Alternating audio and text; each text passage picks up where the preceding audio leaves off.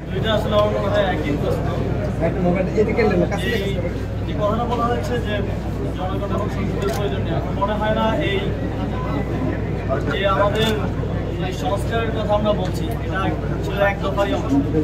ফ্যাসিবাদী ব্যবস্থার বিলোপ আমরা সেই অংশটা আমরা তো শেখ হাসিনা সরকারের পতন হয়েছে অভ্যুত্থানের মধ্য দিয়ে, কিন্তু অভ্যুত্থানের এক দফার যে মূল অংশ ফ্যাসিবাদী ব্যবস্থার বিলোপ, সেই ব্যবস্থার বিলোপের জন্য যে সংস্কারগুলো অত্যাবশ্যকীয় সেগুলো করার উদ্যোগ নেওয়া হয়েছে এবং এটা জনগণের ম্যান্ডেটের ভিত্তিতেই হয়েছে। জনগণ তো নির্বাচনের জন্য কিংবা ক্ষমতার পালাবদলের জন্য অভ্যুত্থানে আসেনি। যদি আসতো সেটা 7ই জানুয়ারি নির্বাচনের আগেই আসতো বলে আমি মনে করি। অভ্যুত্থান হয়েছে স্পষ্টভাবে এই ফ্যাসিবাদী ব্যবস্থার বিলোপের মধ্য দিয়ে জন্য। আমরা যদি যে ব্যবস্থাটা বিদ্যমান আছে এটার সংস্কার না করে দিয়ে যেতে পারি, আমরা মনে করি যে সরকারি ক্ষমতায় আসা যে কোনো রাজনৈতিক সরকার এই অটোক্রেটিক একটা সিস্টেমের মধ্যে সে নিজেও অটোক্রেটিক হয়ে উঠতে বাধ্য হবে।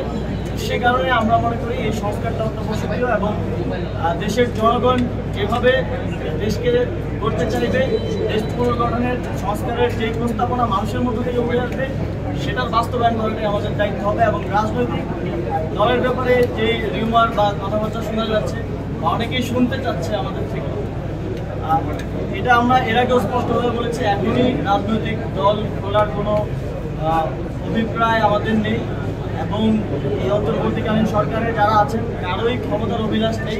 আপনারা জানেন সবারই যার যার পেশাগত জীবন আছে এবং সবাই সেখানে ফিরে যেতে চায়, কিন্তু দেশের মানুষ একটি অভ্যুত্থানের মধ্য দিয়ে যে দায়িত্বটাই অন্তর্বর্তীকালীন সরকারকে দিয়েছে সেটি যথাযথভাবে পালন করে মানুষের সেই আশা আকাঙ্ক্ষার প্রতিফলন ঘটিয়ে একটি নির্বাচনের মাধ্যমে গণতান্ত্রিক সরকারের হাতে ক্ষমতা হস্তান্তর করাই আমাদের উপদেষ্টা যে অস্থিরতা চলছে সেই অস্থিরতা প্রশমন সহ আমাদের পুরো টিম সহ একটা আলোচনায় ছিলাম এবং রবিবার থেকে আজকে সোমবার, আজকে মঙ্গলবার, এই সময়টাতে কিন্তু গত সপ্তাহের তুলনায় যে আনরেস্ট ছিল সেটা বলবো যে 5 to 10% নেমে এসেছে এবং কিছু কিছু জায়গায় খুব স্পেসিফিক 2-3টা কারখানায় এখন আনরেস্টের মতো সিচুয়েশন আছে, সেটাও আমরা মনে করি দ্রুতই প্রশমন হবে। এবং আমরা যেই কমিটি করে দিয়েছি, যেই পর্যবেক্ষণ সেল করা হয়েছে, সেখানে শ্রমিকরা অভিযোগ জানাচ্ছেন এবং তারা আস্থা রেখেছেন, সেজন্য তাদেরকে ধন্যবাদ জানাই। সেল এই অভিযোগগুলোর ব্যাপারে খুব দ্রুত পদক্ষেপ নেবে এবং আপনারা দেখেছেন যে আমাদের সেই কমিটি তারা কিন্তু বিভিন্ন জায়গায় আশুলিয়ায় শ্রমিক আনরেস্টের জায়গাগুলোকে ভিজিট করছেন এবং সমস্যাগুলোকে সরেজমিনে অ্যাড্রেস করার চেষ্টা করে যাচ্ছে। ইতিমধ্যে বসা হচ্ছে আমাদের যিনি প্রধান উপদেষ্টার বিশেষ সহকারী মাহফুজুল আলম আছেন, তিনি পলিটিক্স পলিসি বিষয়ের অ্যাডভাইজার মাননীয় প্রধান উপদেষ্টা, তিনি এবং আদিলুর রহমান খান আমাদের মাননীয় উপদেষ্টা, এই দুজনের নেতৃত্বে আমাদের একটা টিম করা হয়েছে। ওনারা রাজনৈতিক দলগুলোর সাথে রেগুলার বেসিসে বসছেন এবং অফিসিয়াল বসার বাইরেও আনঅফিসিয়ালি যোগাযোগ রাখছেন, যাতে আমাদের মধ্যে কোনো প্রকার বোঝাবুঝির সৃষ্টি না হয়। দেশ পুনর্গঠনের এই যাত্রাটায় যাতে রাজনৈতিক দল সহ সকল স্টেক হোল্ডারদেরকে সাথে নিয়ে আমরা এগিয়ে যেতে পারি সেটা আমরা নিশ্চিত করবো।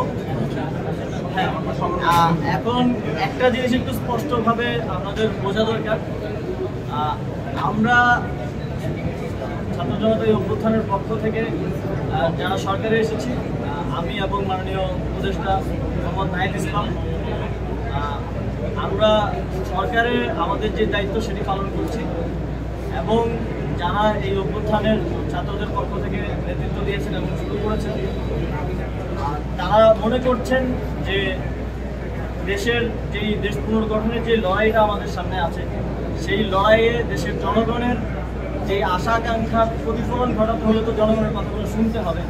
সে কারণে তারা সব জায়গায় দেশের সব জায়গায় টিম করে যাচ্ছেন এবং মানুষের কথা শোনার চেষ্টা করছেন। আর সেখানে কিছু পরিস্থিতির কথা আমি ইতিমধ্যে জানতে পেরেছি এবং আপনারা জানেন যে বাংলাদেশে এটা একটা পুরনো কালচার যে আসলে যে কোনো ভালো উদ্যোগকে বিতর্কিত করার জন্য কিছু মানুষ তো থাকেই, সব জায়গাতেই থাকে। আপনারা দেখেছেন সমন্বয়ের পরিচয় অনেক ভুয়া, অনেকেই বিভিন্ন জায়গায় চাঁদাবাজি করছেন এবং দেখেছেন যে আমাদের যে ব্রিটিশ স্বাধীনতার কথা আমরা বলি তারপরেই পরপরই যত ইভিল প্র্যাকটিসগুলো ছিল সেগুলোতেও বিভিন্ন জায়গায় রাজনৈতিক অনৈতিক অনেকেই আবার দখলের চাঁদাবাজির ঘটনা ঘটছে। আমরা মনে করছি এগুলোর অবসান ঘটবে, আমাদের মধ্যে যে জাতীয় ঐক্য তৈরি হয়েছিল সেটি থাকবে এবং তার মধ্য দিয়ে আমরা বাংলাদেশ যে নতুন বাংলাদেশের কথা আমরা বলছি সেটির বাস্তবায়ন ঘটাতে পারবো। ধন্যবাদ।